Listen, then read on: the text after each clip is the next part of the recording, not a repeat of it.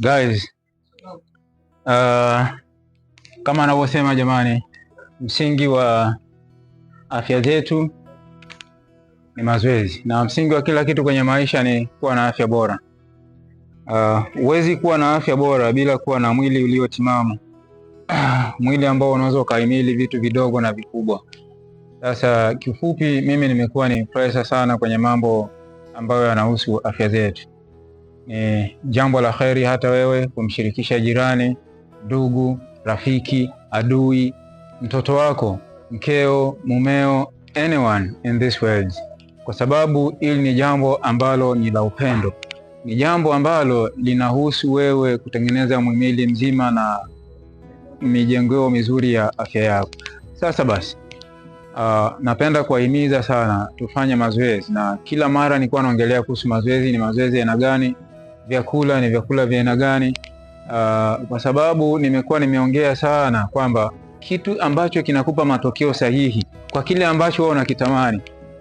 Okay, unataka ufanye mazoezi, sijakataa. Lengo lako upunguze mafuta labda kwenye tumbo, lengo lako utengeneze muscles, lengo lako kuna shida fulani kwenye mwili, huenda ni joint za magoti, huenda ni maumivu ya mgongo, huenda hata upati usingizi. Yote hayo ni maradhi ambayo yanaweza kuondolewa kwa njia tu ya kufanya mazoezi. Sasa unaweza ukawa na juhudi kweli za kuyafanya hayo mazoezi, lakini kwenye kula vyakula, kwenye kuandaa mfumo mzuri wa kutengeneza au ratiba zako za vyakula, ni unakula nini, unaingiza nini kwenye mawazo yako. Hata kuongea tu na marafiki pia ni chakula ambacho roho inapokea.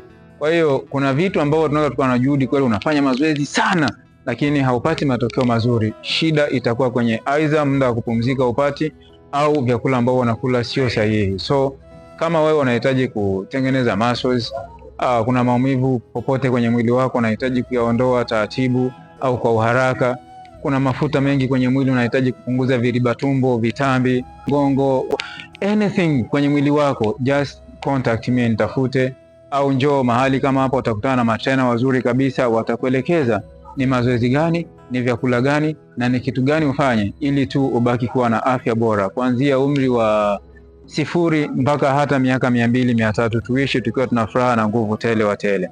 Yote kwa wote, I love you guys. Niko na ndugu yangu Eddie hapa. Eddie, nataka uweze kuwaambia watu kwamba najua kabisa kuna watu ambao wanatamani kufanya mazoezi, hawajui wafanye wapi mazoezi, lakini kuna watu ambao wanafanya mazoezi hawapati matokeo mazuri. Lakini sasa bora hawa ambao wameshachukua hatua ya kwanza kufanya mazoezi. Kuna wengine ambao wanasita kabisa, yani wenyewe hawaelewi nini maana ya mazoezi, hawajui faida zake nini, naona don't care mimi. Hivi ni zipi faida? Hebu sogea hapa kwenye kamera. Ni zipi faida za kufanya mazoezi?